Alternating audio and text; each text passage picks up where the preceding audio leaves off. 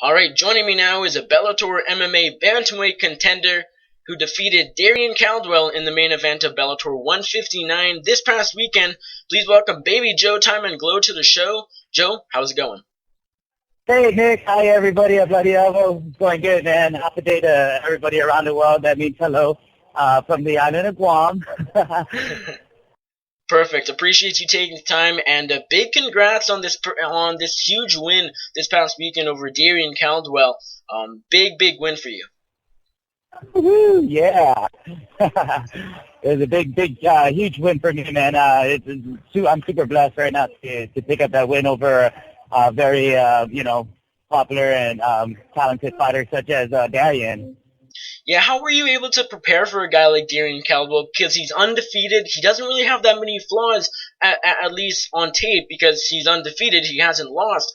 He looked really good as of late, very close to the title shot. Of course, this was a number one contender fight. How were you able to prepare for a guy like Darrion Caldwell? I did have to adjust a little just for this fight because I treat every fight just the same. Body types do come in different styles and different styles with the talent that comes behind it. But I actually prepare myself for everything and anything. I can't just go in there. Oh, Darrion's just a straight wrestler, and then he starts punching me. I'm like, hey, now he's a boxer, and what am I going to do? Argue with myself and confuse myself during the fight? So, I like to make everything fun and interesting when I do go into battle.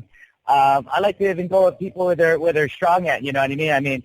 Obviously, like he had two good takedowns on me, which is very slick of him. It's the smartest thing for him. But I felt comfortable on the ground. You know what I mean? I planned it out really good, letting him wear himself out. I was in no danger underneath. He was playing a bunch of elbows and all this stuff, but none of them landing ever clean on me. And man, I just knew that I was just gonna get him tired. And I was fighting off my back as well, hitting him on the ears. A lot of people are not looking at what kind of damage I can do from the bottom. I've been there so many times in training and fights that I was so comfortable. And everybody's asking me, man, you're getting wrecked down there. I was like, I was having a time of my life. I was talking a lot of trash to Darrion while I was on the ground, telling him, hey, man, well, you better not let me up or you're going to get it. Or, hey, man, good job taking me down because I'm about to get up right now. He goes, oh, yeah. So we're just, that was a good time. Even at one point, he even pulled my hair, and I said, hey, stop pulling my hair. He was like, sorry, Joe. I said, it's all good. Let's go fight. And it was a great time in there, man. All the media hyped us both talking smack. But, we went in there as professionals and did what we can, and my style of fighting, man, I like to joke around. I like to smile. And I took that into my game plan going in, and it worked out for me, Is talking to fighters and your opponent specifically in the cage during the fight something you've done in the past? Do you think that actually sometimes do you ever think you get into your opponent's heads by doing that? Yeah, I like to just, it's like some sort of related to reverse psychology.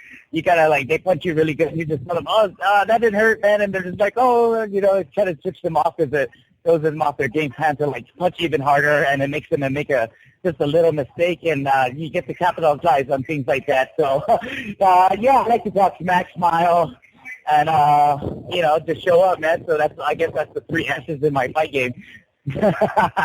Talk smack, smile, and show up. For sure.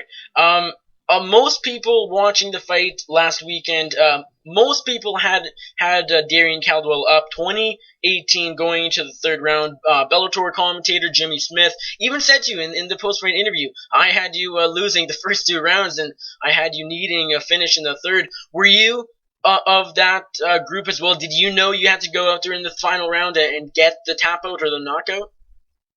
Well, I did feel that I was underneath on the scorecards. Like I said, all he did was just get the takedown, score a few shots in the feet, but nothing really effective to put me away. That's how he fought a lot of his fights. So I wasn't going to make that fight be just like each and every one of his fights. He's just he's a point scorer. If he doesn't, if the fighter is just his game as me, he takes it to decisions, and he'll win it off of winning every round just by a little, So I learned from that kind of mistake from his previous fighters, and I wasn't going to make that mistake. And yeah, he made up won 10 minutes of the fight, but it just took 9 seconds for me to take away all that. So wow. What was the message? What was the message coming from your corner in between the second and third round? That he was going to shoot again. You know, my cornerman, my head coach Vince Salvador, he called it out. He was like, "Hey man, this guy's just going to try and shoot again and score that stupid takedown just to try and win the fight. He's scared, you know." And what I saw that was so surprising to me is that getting off the going into the third round and getting off the stools, Darrion sat down just a little longer than I did, and he looked like he was pumping a little bit more. And so I saw that as an energy boost for me, saying, "Oh man, this guy's tired. All right, I did my job. Let's finish it now." And surprisingly, he actually helped me. You know, he's the crazy one to shoot from downtown, and you know, try and take me down. But that's actually one of his favorite takedowns. It was almost effective that I was like 1 for 1. I stuffed it one earlier, and then he got me another one. But that was the third time he did that same shot. So I said, okay, let me just go to my bread and butter Chamorro guillotine headlock. So it worked out in my favor, man. And man, I'm just happy where the fight ended. You know what I mean? I probably would have pushed the pace a little bit more and tried to knock him out and do something crazy. But you know, it finished the way it did, and I'm very happy and blessed right now. With your cornerman telling you in between the second and third rounds, basically saying that he's going to shoot again, were you envisioning specifically getting that guillotine choke in the third round because you had a good feeling that he would try and take you down again? Yeah, you know, I mean, I saw that, you know, repetitively he was shooting for takedowns. So this is not my first rodeo, you know. I carry so many top-of-the-line wrestlers in the world, and D1, all the decorated you can say about the wrestler, and it don't matter when I got a super badass guillotine like what I have, and that's what I did. I used that against every wrestler that I've encountered and trained with, and, you know, I mean, maybe they'll score like 10 takedowns within practice, but I'll just say, hey, but who taps out in the, you know, I'll just tease them. Like, you may taking me down sometimes, but I still tapped you out one time, and that means I still got the finish, bro. I'm sorry. So I'll take away all their thunder. They were like, man, you're messed up, Joe. Yeah, you know, and that's how I make friends. That's funny. Did anything else surprise you about how this fight played out? Did you expect to get the finish early on? Did you expect it to go to the judges? Were you surprised at all at the outcome of the fight, the third round submission for you? Yeah, I was kind of like surprised that I finished it that earlier in the third round, but I did wanted to finish it within the first round, but you know, I knew he had respect for why I am on the feet, and he didn't want any of that in the first round, and that's why he did what he did to try and take me down and do all this crazy stuff that he usually does against all his opponents. So, you know, I'm ready. I adapt to every situation. Like I said, man, you know, I'm athletic. I've been playing sports all my life. I incorporate mixed martial arts. So, you know, I put a lot of things together, and you know, it's not just about punching and kicking. You know, it's about moving, how you apply your techniques and you know, use it towards certain situations for my advantages. Were you surprised at how much the odds makers counted you out? I don't have the exact odds, but I know he was right around, I believe, like a minus 1,300 favorite. And you were a huge underdog odds-wise. Were you surprised how much they counted you out? Yeah, well, I looked it up, and as high as it got was 14-1. It tells me that I'm ranked 5th in MMA history in odds like that. And I freaked out, too. I was like, all right, you guys, like, come on. But, you know, it is what it is. You know, on paper, he is a very decorated fighter, you know, winning big against Joe Warren, former division holder, title holder, and you know, he finished a lot of good guys. So I wasn't surprised that he was, you know, that much of a big deal, you know, going into the fight. But you know, a lot of people counted me out already within the fight. You know, everyone, and pretty much almost everyone, not everyone, but and that's cool. You know, I mean. that was my statement that I did actually. I wanted to make and show the world that this little Guam boy has what it takes, man. And you know what I mean? I believe I've worked too hard and sacrificed so much to gain to get where I'm at, and Bellator has done a great job by giving me good fighters. I had Sirwan Kikai my last fight and Darrion this fight. So I'm just showing them that actually I am going to be the champion, the 135 champion. I ain't just a fighter in their division.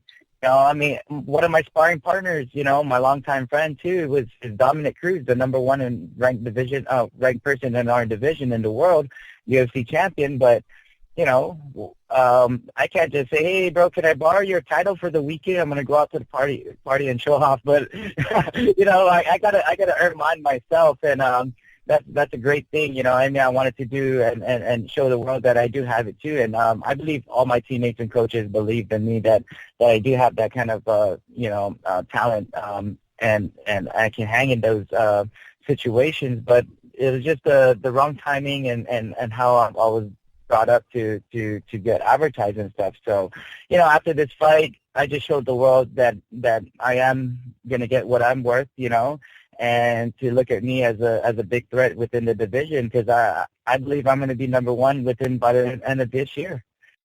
Did any of your friends or buddies take advantage of those odds?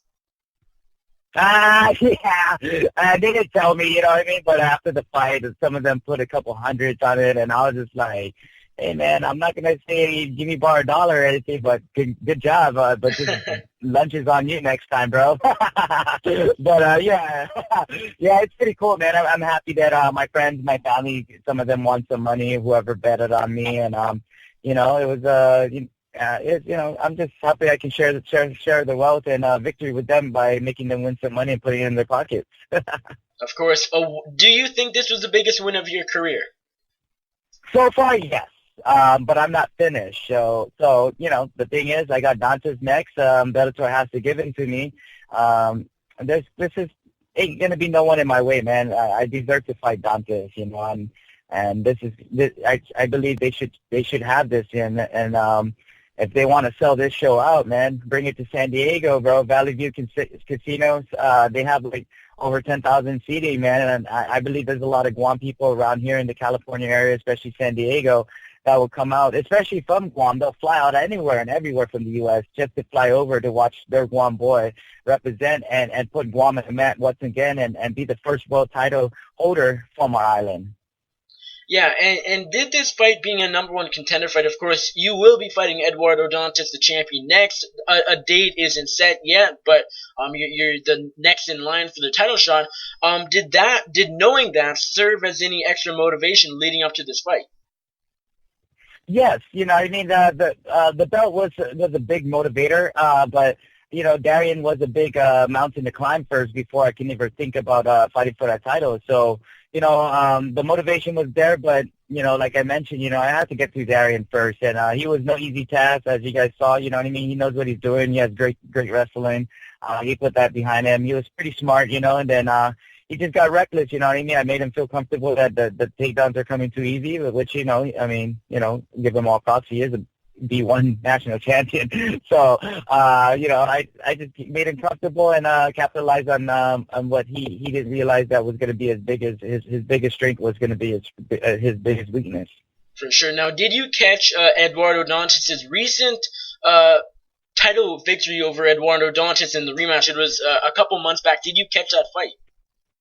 No, that's funny, man. I'm glad you asked. No, I didn't even care to watch it. I had Darrion to worry about first, of course, but man, I didn't even watch any of the fights. I'm not one of those fighters that just I am a big fan of the sport, but if they're my division, I don't really try to concentrate on what they're working on or what they did or what they're going to do. I just concentrate on what I need to do, what I need to train, what I need to do. That way, I'm concentrating on me going into the fight. They're going to have to concentrate on them and me. So they're stressing double time than me. So I'm just chilling, man. I'm just worried about me, man, and that's about it, bro. So they should be worried about me, though. I mean, no doubt. For sure. Do you know any of the details with this upcoming title fight? Has Bellator told you anything as to when and where it could take place? No, they haven't. I mean, it's probably because I'm hiding. I'm just enjoying life right now. Just, enjoying the nice relaxation time of not stressing and going to training. Like, oh, I gotta go to training again today. I gotta go do my sprints. I gotta go do this. And I'm just really happy right now, man. I mean, it was a great fight, but I put that all behind me last week Friday, and wanted to just experience life again, be normal, feel human again, and just take advantage of this free time that I get, I mean, I don't know if they're going to, set it up 2 months from now, because I know, with a big fight like that, they have to give me at least 8 weeks notice, and get prepared for a full camp for this guy. That would be the only fair advantage. So, for them to be smart, they better do that, and it'll be great to probably get the fight. I'm hoping either late October or early November, December at the latest. But I know one of those 3 months, Eduardo Dantas and myself are going to be locking horns. So, I can't wait, man. It's going to be fireworks, dude. Absolutely. But it doesn't sound like you've quite started preparing for this upcoming matchup, though. You're still kind of living off the Caldwell win. No. I've been preparing for any fight and every fight ever since I first started. So all these fights that I accomplished has just been always adding on to my experience. Like I said, man, I believe I'm the best fighter in the world. I'm just going in there, maintaining, putting in work, when they give me a date, I kind of like put a little bit more extra energy and focus into it, because I'm as time count starts clicking down, I gotta buckle down and fully concentrate on what my mission is. I can't just be going to Dave and Buster's and shooting basketball all the time, and drinking with a friend or hanging out and just talking about this fight. That ain't gonna get me to win the fight. I gotta still put in the work. I gotta put in the dedication. So man, I'm an athlete all around, dude, all year round. I don't take any breaks. Look at I came back on Monday this past week.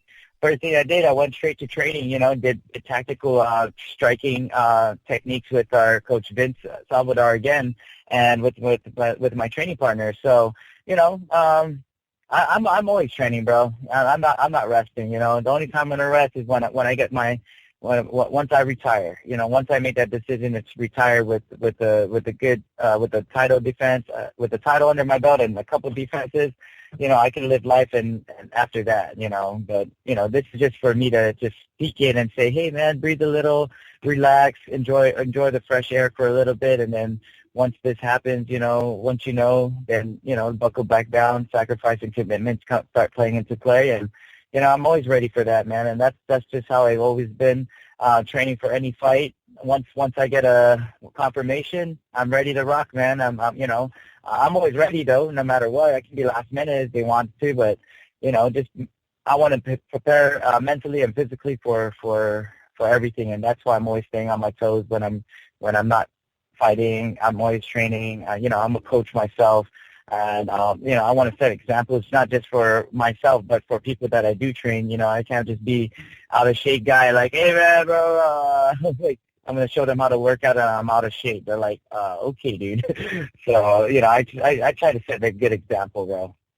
That's awesome. Now, there aren't too many fighters from Guam in the UFC and Bellator. I can name off a few: John Tak, John Delos Reyes. But do you feel, especially with the Bellator title around your waist, do you feel you're currently the face of Guam in mixed martial arts? Oh, yeah, man. I actually saw those guys growing up, man. I'm actually like their uncle in MMA. So they have to like kiss me on the cheek, like sign of respect in some cultures. So they have to like in my hand, and that's how we show sign of respect to our elders. And so I'm like their uncle. So much love to them. I'm very happy for them in their careers of how far they got.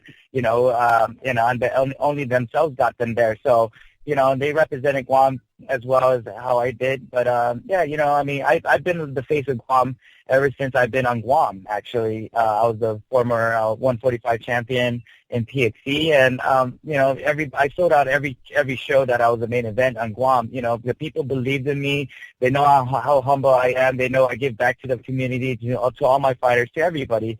I'm not a selfish person, man. I always give back to my teammates as well. If I'm not in competition, I'm always helping somebody. And I'm always helping somebody some way, somehow. It doesn't have to be through financial. It can be moral. It can be, a good support behind, showing them, that a high caliber athlete like myself can show them to be human too. And, I tell them, fighting's not everything, though. Fighting's not going to solve everybody's problem. If it's for you, fighting will find you, and cope with you. But if you're forcing it and you're just doing it because you want to get the girls and you want to get the money and you're not doing really well and you're just frustrated with yourself, go do something that's going to be that's going to make you happy. What I do as Baby Joe the Juggernaut, I go and train, man. I put the work in. Like I said, I'm an athlete. I put in hard work and dedication to get where I'm at. And if it wasn't working for me, then I'll be the smartest person to say, okay, don't hang it up and go do something that you're good at. If it's cooking, singing, too bad I'm not good at singing. So I'm glad fighting worked out for me. So I just try to spread the good love, man. I mean, where I'm from where I'm, if you ever hear where people from Guam is from, our people is very humble. Our hospitality is up to the roof, man, and we just love to help people, and that's how I am too. And I just want to show the people what kind of culture background I come from. So I'm just all about, man, the love and sharing things that God gave us these gifts to do. That's awesome. Now, Baby Joe, let's end it on that. Appreciate you taking the time. Before I let you go, just let my audience know where they can find you on social media, and if there's anyone you'd like to thank and give a shout out to, now's your time. Right on. Okay. Let's get this going. Well, first and foremost, you guys can find me on Instagram, Baby Juggernaut 42. On Twitter, I'm Baby Juggernaut. And also on Facebook is Baby Joe Taimanglo. And I also have a Baby Joe Taimanglo fan page as well on my on my Facebook. So you guys can hit me there and show me some love. I appreciate all the comments. If it's hate comments, I still appreciate it, guys. Good looking out. And I like to make a big shout out going out to all my sponsors. Without them, they're a big backbone into my support going in. Financially, fighters don't make all the money everybody thinks we do, but we don't. We work hard for it. I like to thank all my sponsors. Here we go. SoCal Industries, Gorilla, also has Elegant Reflection, Sunset Grill, Minicam and Chili Tree Store in Guam, HDP, Cheers, Arceja, Chargala Talon, Hunter and Noah King at Hants, and also Arena MMA, man. Much love to everybody there. And my main sponsor, Cauliflower Culture. Much love to all you guys, man. Nick, it's been a blessing, and thank you guys so much for having me on you guys' show. I'm very happy. I'm very blessed to explain to your audience of kind of excitement that I felt before, during, and after the fight, man. It's been a pleasure.